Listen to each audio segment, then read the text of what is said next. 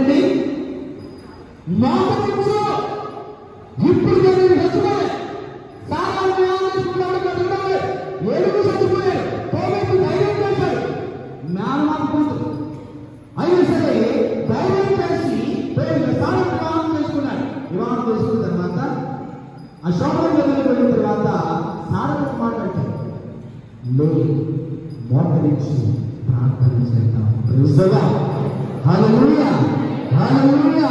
ప్రభువైన దేవుడు, తండ్రి అయిన దేవుడు మన వివాహ జీవితాన్ని, దాంపత్య జీవితాన్ని ఫలవంతం చేయమని, కాపుదలతో కాల్చి కాపాడమని ప్రార్థన చేద్దాం. అటువంటి దంపతులుగా ఉంటారు. తోబుతు సారా ఇతరు కూడా ప్రార్థన జీవితంతో వాళ్ళ వివాహ జీవితాన్ని ఇది మా అమ్మ తెచ్చారు. 50 పొలాలు ఎత్తింది మా అమ్మ, 50 ఎకరాలు రాసింది మా అమ్మ, అంతా మంటలు వేసా.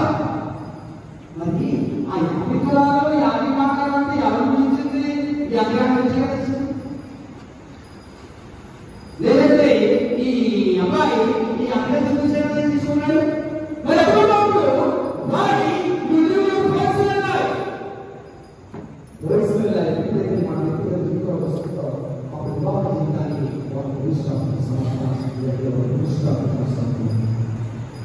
వ్యక్తిగత జీవితాలు బట్టి, వ్యక్తిగత రుచులు, వ్యక్తిగత ఆలోచనలు బట్టి ఇదిగో భిన్న శరీరం కాక ఏక శరీరుడై జీవించాలి. ఒకే ఆలోచన, ఒకే తలంపు, వెలుగుల ఆలోచన అవసరం లేదు, వెలుగుల తలంపు అవసరం లేదు, వెలుగుల రుచి అవసరం లేదు. తలంపుల మీద ఆధారపడి జీవిస్తే ఏకమైనటువంటి మీరు కలకాలం ఏకముగా ఉండాలి అని కోరుకుంటున్నాను.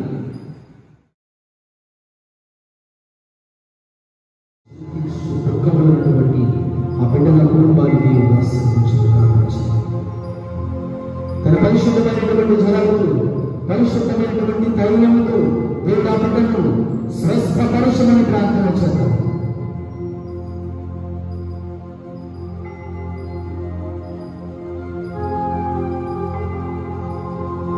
అనారోగ్యాలతో బాధపడినటువంటి చిన్నారి, అనారోగ్యంతో ఉన్నటువంటి చిన్న బిడ్డలు,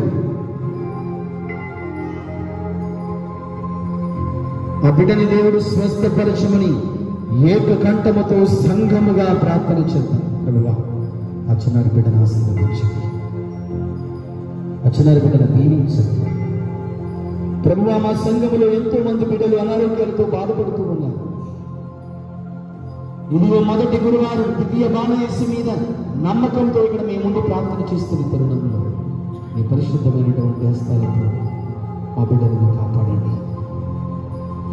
మీ పరిశుద్ధమైనటువంటి జలాలతో మా బిడ్డలపై నీవు కురిపించండి. తోడుగా ఉండండి.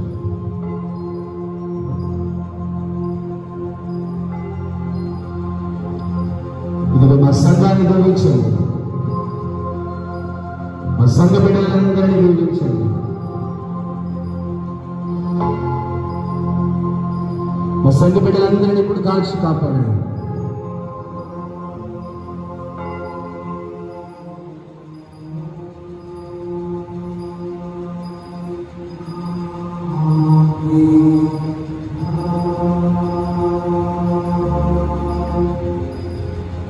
మా సంఘ బిడ్డలందరినీ కూడా కాల్చుకోవాలి.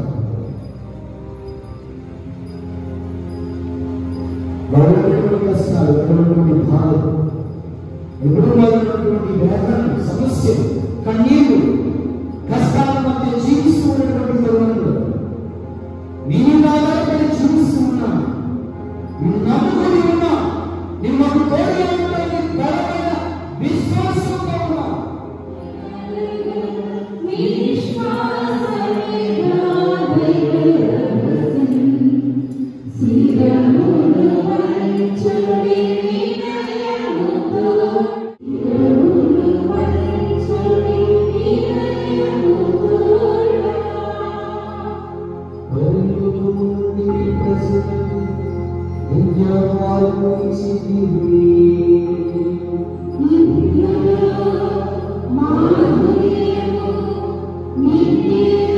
Maria,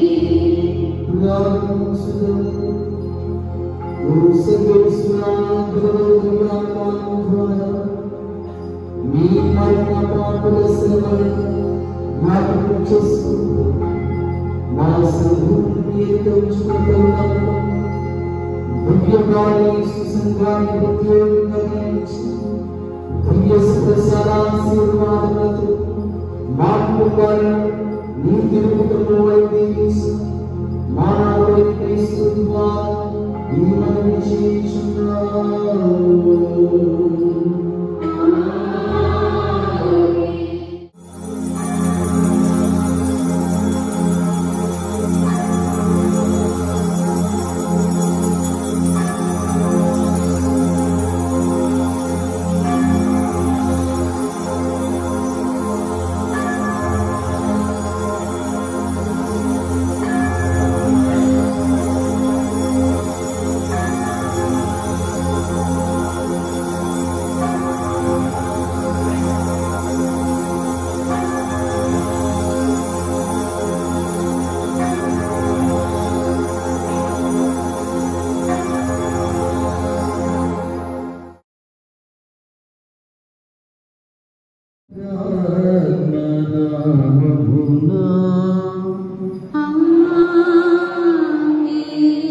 మన ప్రభువైన యేసుక్రీస్తు కృప, సర్వేశ్వరుని ప్రేమ, పవిత్రాత్మ సహవాసము మీ అందరితో ఉండునుగాక.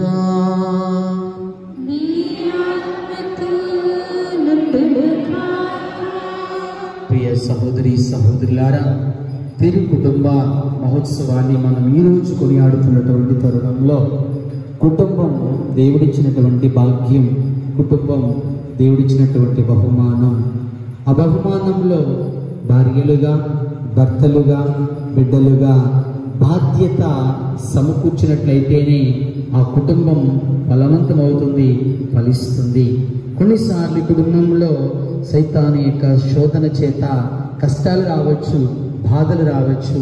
కానీ కీర్తనాకారుడు ఒక మాట అంటూ ఉంటాడు కీర్తనలో, మనిషి జీవితంలో కష్టము దేవుని యొక్క పరీక్ష. కీర్తనాకారుడు చక్కనటువంటి మాట. మనిషి జీవితంలో కష్టము, బాధ దేవుని యొక్క పరీక్ష.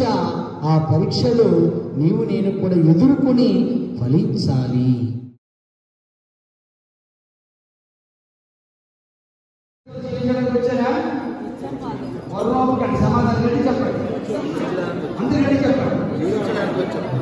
ఇప్పుడు భర్తలు చెప్పండి, భర్తలందరూ మీ భార్యతో ఇష్టపూర్తిగా జీవించడానికి వచ్చారు. ఆ రోజు భార్య చెప్పండి అమ్మా, మీ భర్తలతో నిజంగా ఇష్టపూర్తిగా జీవించడానికి వచ్చారా?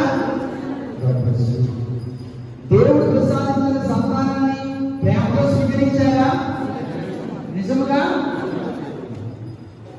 మీరు పవిత్ర వివాహ పరిస్థితుల్లో జీవిస్తున్నారు.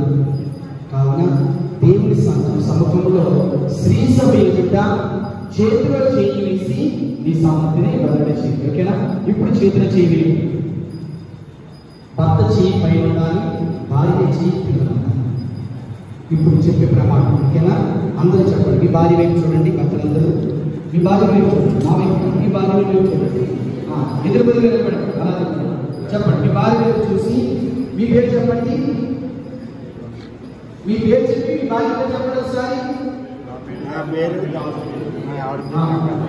ఆయన నిన్ను భార్యగా చేకూర్చున్నాను, కష్టములోను సుఖములోను బాధలోను వ్యాధిలోను సౌఖ్యములోను నీకు ప్రామాణికముగా ఉంటుందని ఆపించుచున్నాను.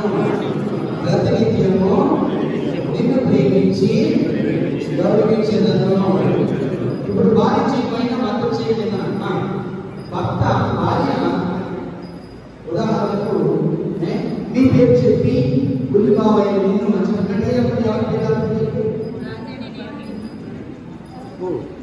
ఎవరికి కుమారి నేను త్వరబాబు నిన్ను అని మీ పేరు చెప్పి తర్వాత ఇప్పుడు చెప్పండి.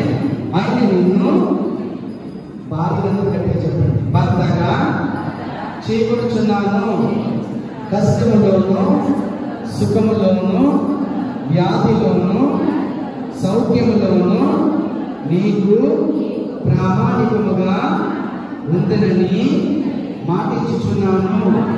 ప్రతినిత్యము నిన్ను ప్రేమించి గౌరవించదను. కుమారి మీ ఆయన చూడు, కింద చూడటం కాదు.